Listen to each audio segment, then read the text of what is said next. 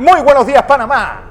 Hoy es miércoles 22 de junio. Usted nos ve por Next Canal 21, nos escucha por KW Continente. Bueno, un día en el que la buena noticia, para variar, la inauguración de la Terminal 2 de Tocumen, bueno, después de casi 10 años de construcción, retrasos, malas ejecuciones, pues competencias evidentes, pero ya, la Terminal 2 está lista. Pues eso realmente servirá de despegue para una de las industrias más afectadas durante esta pandemia y una de las grandes locomotoras de nuestro país, que está totalmente parada, que es la del turismo. Esperemos que sí. Un día también en el que, bueno, ¿qué está pasando en el Faro? Y qué debe pasar. Acaban de escuchar, pues también lo dicho por José Luis, también qué es lo que está pasando en educación y, bueno, en el mundo. Pues siguen esas señales que espera de Colombia, ahora con este nuevo presidente, Gustavo Petro, y su vicepresidente Francia Márquez, que ya anunciaron que va a ser la ministra de Igualdad en este futuro gobierno. Vamos a ver cómo se compone el gabinete. Recuerden, es el 7 de agosto, el día que le toca pues, asumir las riendas de ese gran país que es Colombia. Bueno, 2, 3, 1 y 6. Decenas sugeridas por KW Continente. Hoy, sorteo de miércolito. Don José. Buenos días, Fernando. Buenos días. Buenos días a toda nuestra audiencia que nos sigue en KW Continente Radio y en Canal 21 Next TV. Oiga, hay que sentirse orgulloso de Panamá. Fíjese, esta Terminal 2 de Tocumen es una de las obras de ingeniería más hermosas en el mundo. Ha ganado premios internacionales. Fue construida por la empresa brasileña Odebrecht. Es mejor que las terminales de México. Sí. Una pugna que hay sobre una que cerró el presidente AMLO y otra que abrió, que no le llega ni a los talones a esta, que arrancó en la administración del expresidente Ricardo Martinelli. Una de las obras que ahora entra en funcionamiento y que lastimosamente presentaron lastimosamente porque digo que no tiene ningún sentido, un reclamo cuando ya estaba el 99,9%. ¿Quién presenta un reclamo así? Sí. Bueno, hay muchas cosas que contarle en el día de hoy, muchas noticias en desarrollo. Parto por decirle, permita primero antes que nada dar el consejo. Cuando usted ve dos abogados conversando, ve tres opiniones. Usted ve dos abogados y ve discrepancias, usted lo que tiene que hacer es simplemente leerse la norma. Ahora le hablo un poquito más, pero por ejemplo usted vio al doctor Silvio Guerra, constitucionalista, leyendo la Constitución con respecto a lo que pasaría si hubiese una falta temporal o permanente del presidente de la República, y leyó la Constitución. Y el licenciado Araújo está dando una explicación sin la Constitución en la mano. Cuando usted ve esa discrepancia, lea usted la Constitución. La norma, el artículo 189, como lo señaló de una forma exquisita Silvio Guerra, es claro. Ahora se lo explico. Porque la Constitución es el mapa político de la nación. Y es claro, es transparente. Esto viene de la teoría constitucional de la República de Panamá. Cómo se da en forma ordenada el traspaso del mando de una Constitución. Claro. Así que ahora le hablo sobre eso. Pero cuando usted tenga duda, vea la norma, léala. Y ahí te va a entender. En este caso en particular, el artículo 189 está clarísimo, como el agua de la tinaja. Algunas cosas pasan en el mundo y yo quisiera pedirles que las democracias no están solo amenazadas en nuestro continente o en África. No. Las democracias, por este revolcón en llano piedra que hay en el universo, están amenazadas en todos lados. Recuerda los chalecos amarillos en Francia. Recuerda los grandes problemas del señor primer ministro inglés. Y usted recuerda la transición electoral en los Estados Unidos. Bueno, ayer se dio la cuarta audiencia pública de la Cámara de Representantes de los Estados Unidos. Eso es para meditar. Y se entrevistaron miembros del Partido Republicano, que ahora llevan a Trump a decirle al jefe de la minoría republicana, ¿por qué ustedes no están en la comisión? Bueno, si ellos mismos se opusieron a anotar ahí. Entonces, ahora, miembros importantes, como quién, por ejemplo, el secretario de Estado, Fernando, del Estado de Georgia, Raffensperger, que recibió las presiones de Trump en donde le decía a voz grabada la conversación. Hombre, necesito 11.830 votos, consíguelo. O la conversación entre el vocero de la Cámara de Representantes del Estado de Arkansas, en donde Rusty Bauer le decía al presidente que él no podía bajo ninguna circunstancia acceder a lo que estaba pidiendo, porque eso era violar la Constitución, él no podía inventar votos. Y intentaban sacar votos de Biden y poner votos falsos, con actas falsas. Es un golpe de Estado. Y estos funcionarios republicanos... No, yo creo que eso era un fraude. El golpe de Estado lo tardaron en dar el 6 de enero. Es correcto.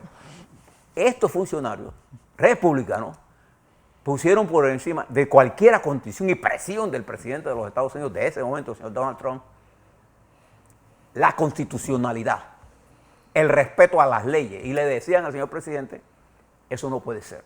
Eso generó una controversia enorme. Bueno, eso culminó en lo que Fernando correctamente señaló, el intento de golpe al asaltar el 6 de enero, cuando se daba la proclamación de las actas, que es un mero trámite burocrático que en realidad no tiene ninguna cobertura. Pero esa vez gozó de cobertura porque los manifestantes por miles intentaron tomarse. De hecho, se tomaron el Congreso de los Estados Unidos para impedir que el ex vicepresidente Pence, republicano, cumpliera su deber constitucional. Bueno, que este tipo llegó a amenazarlo y decirle un De montón todo. de cosas. Todavía. Y la turbamulta esta, lo que estaba diciendo, colguemos a Pence y a la señora Pelosi. Bueno, vean estos testimonios brutales del asalto a la democracia en los Estados Unidos. Es imperdible esto. Pero también... Pero es que la gran lección de todo eso es que la democracia en estos países tiene cierta resiliencia. Es decir, claro, puede aguantar Estados Unidos algo como eso. Sí, tiene sus contrapesos que de una vez empezaron a funcionar. Por ejemplo, el asalto de Unidas Podemos o de un gobierno de extrema derecha en Austria. Por ejemplo, la Unión Europea tiene cómo revertir estos excesos. Pero, ¿qué pasa en nuestros países cuando llegan estas personas y se atornillan en los puestos y más nunca se van? Pero en este caso, fueron funcionarios republicanos quienes se pararon de frente ante la agresiva embestida del presidente Trump. Sí. Bueno, es que inclusive el poder trató de asaltarse desde dentro y él encontró sus contrapesos para que eso no subiera. En su propia gente. En su propia gente. En la Corte Suprema, donde él había puesto la mayoría. También todos los recursos fueron rechazados. En realidad la elección nunca se robó, eso fue un invento. De Rudy Giuliani, de Meadows, de toda esa gente que estuvieron ahí, bueno, eso están retratados. Digo, ¿cómo alguien que ganó con 180 millones de votos, 80 millones de votos, va a cometer un fraude? Es decir, la mayoría votó, sea por la pandemia, sea por lo que sea, pero Joe Biden ganó no solamente el voto electoral, sino el voto individual de los americanos. Pero peor, hay millones de norteamericanos que creen de verdad que hubo un fraude.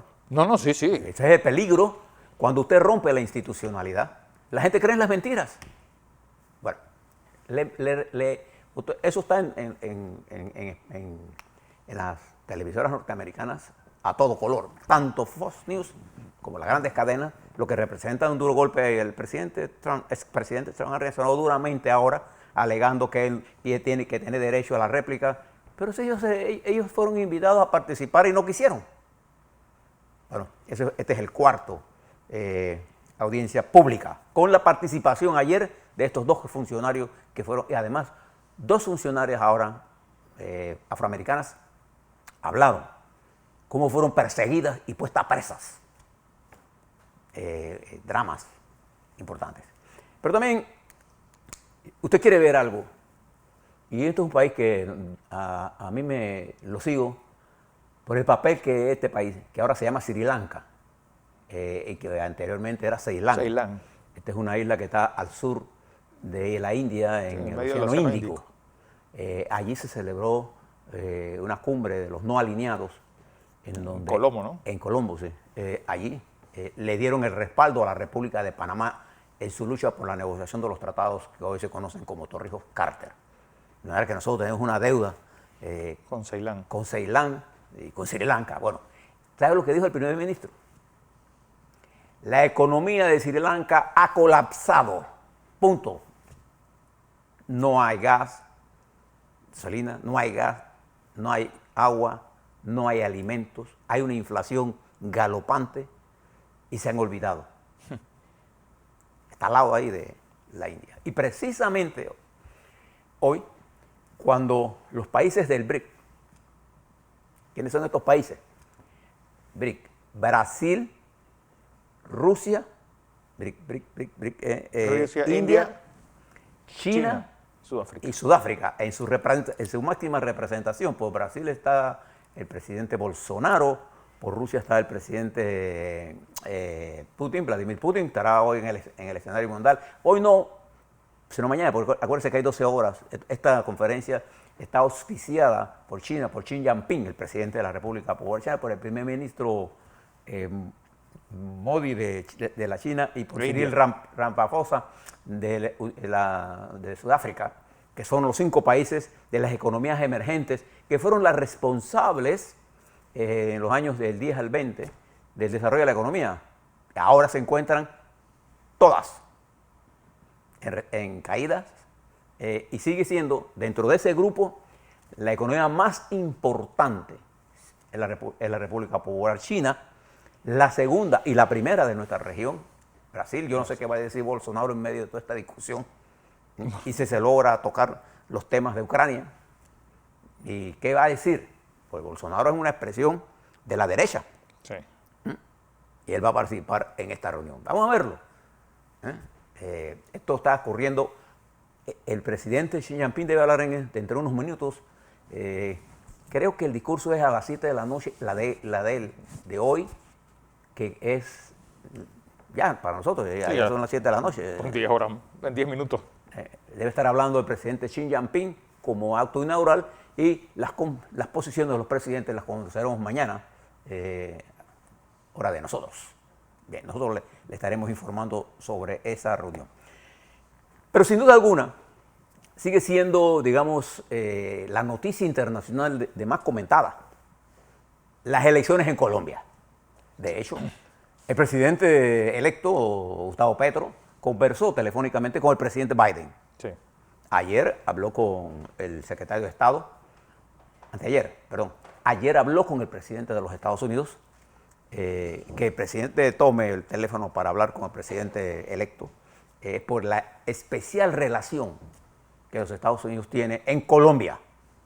Desde Colombia hay una gran operatividad de Estados Unidos frente a uno de los grandes problemas que enfrenta la región, el narcotráfico. Y otro de los grandes problemas es el problema migratorio. Entonces, Biden se asegura de una relación pronta Con un gobierno. con un gobierno que todavía él tomará posesión el 7 de agosto. Y ya Duque lo ha invitado, el presidente actual, lo ha invitado al señor presidente electo, el señor Petro, a el proceso de transición que se arranca ya. Pero lo que el mundo se pregunta es, con estas reformas estructurales que está planteando el presidente electo de Colombia, reformas fiscales, reformas ambientales, reformas en el sistema industrial, reforma agraria, ¿cuál es el camino que espera para Colombia? Y se ha generado todo una dinámica. Pero la gente ha olvidado algo. Porque le decía a Fernando, recién llegamos aquí muy temprano, antes de conversar con ustedes, que por 200 años se olvidaron de estos desposeídos. Sí. Por millones. Los colombianos lo saben mejor que nosotros. ¿Y qué llevó a la clase conservadora y liberal de Colombia permitir un gobierno como el de Uribe? ¿Qué los llevó? Porque aquí comenzó el arranque de todo esto. El arranque en que la alianza entre el gobierno y los paramilitares, la alianza de la represión como arma fundamental, para controlar los problemas sociales.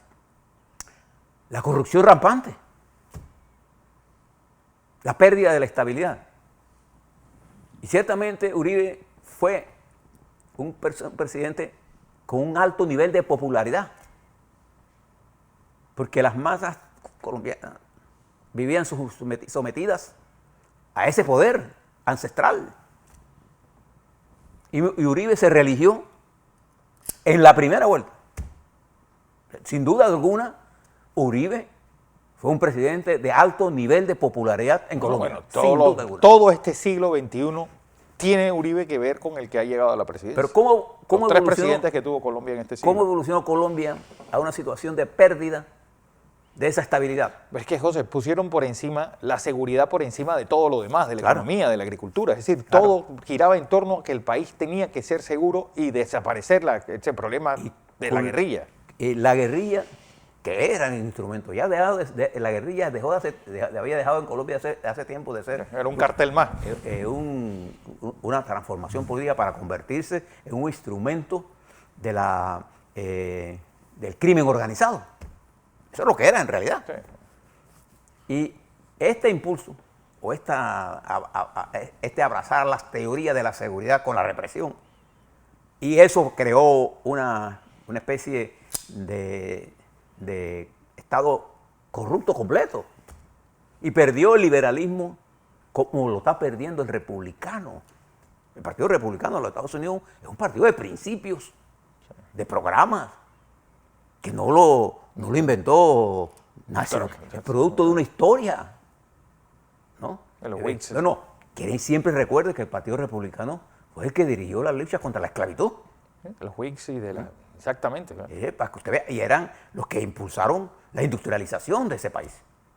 Entonces, o sea, es un partido de historia conservadora, sí, pero también de desarrollo. Entonces, lo que quiero plantearle es que la élite no tiene que culpar a los Castro o a Chávez, tiene que culparse ellos mismos, porque ellos no impulsaron el cambio que le habíamos dicho que había madurado en Colombia. Bueno, hoy Colombia es un nuevo laboratorio desde otra perspectiva ahora, y de eso le vamos a dar seguimiento, porque nosotros tendremos un tiempo, en los primeros meses de Petro, van a ser complejos, difíciles. Bueno, desmontar 20 años de uribismo, empezando por ahí. No, y además 20 años y 200 años de gobiernos conservadores. Recuerde que en los años 70, los liberales y conservadores, para estabilizar el país, llegaron a un acuerdo de turnarse. 4 años tú, 4 años yo.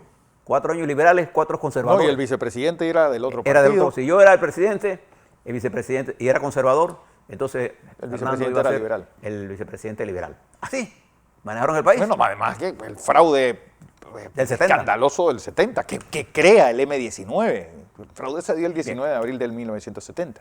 Este problema de Colombia se ha convertido en un problema mundial. Y fíjate, Fernando, estimados televidentes y radioescuchas, mire cómo está el mundo. Mire, para que usted saque conclusiones que nos afectan a nosotros. ¿Qué está pasando en Chile en este momento? Hoy, Codelco, los trabajadores de Codelco, la mina de cobre más grande del mundo, la estructura Codelco, que es estatal, entra en huelga. Todas las instalaciones. Por el desmantelamiento que se hizo de una procesadora que procesaba el cobre, pero que está contaminada. Le dicen la Chernobyl de Chile, para que usted tenga una idea de los niveles de contaminación que se generan ahí. Codelco, la dirección decidió cerrarlo y ahora hay una huelga general.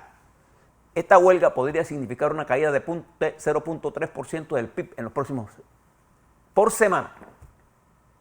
Por lo que mire el peso del cobre en Chile. El cobre en Chile. Y esto tiene que ver con nosotros porque nosotros tenemos una mina de cobre aquí. ¿En qué sentido? En que es probable que el precio del cobre, que ayer subió a 4.03, siga incrementándose. Fíjese esto. Y enfrenta entonces el presidente, no solamente ahora, una inflación galopante de casi 10,5%, enfrenta también una caída del Producto Interno Bruto, enfrenta reformas fiscales y reformas de las pensiones. Es serio. Pero si usted se mueve un poquito hacia Ecuador, un presidente de derecha, pero con una gran formación. Guillermo Lasso, sin duda alguna, es un hombre de una gran capacidad empresarial y con experiencia, no ha podido gobernar a tal punto que Ecuador ha sido tomada por las manifestaciones masivas de los indígenas. Y fíjense lo que pasó ayer. Universitarios de la Universidad Católica, si ustedes conocen Ecuador, comenzaron a tirar piedras contra la policía y a permitir la entrada de los manifestantes para protegerlos. Es un complejo de universidades que está cerca. Sí. ¿No? Ahora el país marcha hacia destituir al presidente. Y los militares han entrado en acción al calificar algo a lo que la Constitución le prohíbe. Calificar de un acto insurgente, peligroso para la estabilidad política del país. Los militares no están para eso ahora mismo. Pero van a salir, es el último recurso que le queda al presidente, que se había negado y ahora está hablando de conversar. Cuando usted conversa y la gente ya está en la calle, usted está perdiendo. Te perdiste. Usted debe conversar antes que la gente esté en las calles. El pulso que tiene, la discrepancia, porque en el Senado él tiene minoría. Él es una minoría. Como lo igual que lo es Bodrich, como lo igual que lo sería Petro en el Congreso de la Asamblea. Tienen ellos el mayor cantidad de diputados y senadores, pero no tienen control, tienen que negociar. Y por eso ustedes ven ahora a Petro planteando negociaciones. Mire Perú, estancado, sin hablar de Nicaragua, Venezuela, que es un estado fallido. El 90% de la población en Venezuela vive en pobreza. Y si usted quiere saber algo, le voy a dar un dato nada más. En el mes de mayo, la empresa eléctrica estatal de Venezuela reportó 11.540 fallas eléctricas. 11.000 de importancia. 32% de incremento con respecto a abril. Es decir, el sistema está en una situación caótica. En Cuba, el presidente cubano tuvo que recorrer la fábrica, pero su presencia no resuelve nada. En Cuba hay un problema de generación de las plantas térmicas en mal estado y la falta de mantenimiento. Y ha racionado la energía. Y Nicaragua no cuenta con redes de transmisión para llevar la luz. Entonces, ¿cómo viven esas economías, mi querido Fernando? También recuerde que el presidente Biden, mire todo lo que está pasando, visitará Arabia Saudita esta semana que viene. Pero esta semana que viene también se celebrará la cumbre de la OTAN. En Madrid. En Madrid, donde fuertes cambios vienen. Y uno de los temas más candentes, aparte de Ucrania, donde Rusia está ahora mismo llevando una de las ofensivas más brutales y sádicas que usted se puede imaginar, pueblos que han sido literalmente pulverizados por la artillería rusa. Ese es el sadismo a su máxima expresión. El fiscal general de los Estados Unidos, Carles, está en Ucrania, estuvo ayer. Y van a llevar los casos a condenar, a llevarlos para intentar condenar a Rusia por crímenes de lesa humanidad, por los crímenes de guerra cometidos en Ucrania. Pero esto se va a extender, y este aquí viene el peligro que le quería traer. Lituania ha tomado unas medidas con respecto a Rusia, siguiendo el ordenamiento de la Unión Europea. Y Rusia ha amenazado a Lituania, que sí es parte de la OTAN. Y un enfrentamiento o una agresión de Rusia a la OTAN sería simplemente la expansión de la guerra a niveles casi ya de Tercera Guerra Mundial. Este es el peligro donde estamos. Este es el peligro porque lo que intenta Biden, que también quiere ver cómo maneja esto de los impuestos, etcétera, es cómo logra que Arabia Saudita, a la que él condenó, produzca más. Porque los sauditas han bajado la producción buscando acuerdos políticos. Biden va para allá y va a pasar a Israel, que dicho de paso va a próximas elecciones, y a Palestina. Pero fundamentalmente va al reino saudí para impulsar. Recuerde que Estados Unidos, Rusia y la Arabia Saudita son los mayores productores de petróleo del mundo. Entonces necesitamos más que petróleo necesitamos productos procesados. Sí. Pero necesitamos que el mundo tenga una idea de que el petróleo baje. El petróleo ha bajado a 110. Se mantiene por esa área. En resumen, los procesos políticos en nuestra región continúan. Los ojos están puestos ahora En Brasil. en Brasil, en donde sin duda alguna Lula ganaría la elección En primera vuelta. en primera vuelta, hoy, si fueran hoy, en donde la situación de Boric, el presidente de Chile, joven presidente, la de Lasso, la de Castillo, y la impronta de esta nueva elección, de este nuevo presidente electo que tomará posesión el 7 de agosto, ya él está en el proceso de reconstrucción. Usted tiene que ver los niveles de movilización, de lo que yo llamo de alegría, que ojalá sea permanente. Y sería permanente en el momento en que Colombia encuentre el camino conjunto y unitario del desarrollo nacional, como lo debemos encontrar nosotros también. A la vuelta quisiera hablarle sobre COVID. Quisiera hablarle sobre esta disputa constitucional, de quién se encarga de qué y por qué sale esa disputa a estas alturas, cuando todavía no tenemos el escenario claro. Yo creo que el presidente va a hacerse un examen. Y ahí dirán. Ese es un examen que le dirá el tratamiento, y los médicos locales panameños, que son excelentes médicos los nuestros, le dirán qué hacer. Y este es un pronóstico bueno para el presidente, en donde ustedes quieren adelantar cosas sin tener los datos científicos. Hay que esperar. Pero en todo caso, les quiero hablar sobre lo que dice la Constitución, y ya no tenga que estar inventando teorías. También les quiero hablar sobre la dinámica política que se genera, y este caso de cambio democrático al intentar expulsar 15 diputados inédito en el mundo. A la vuelta.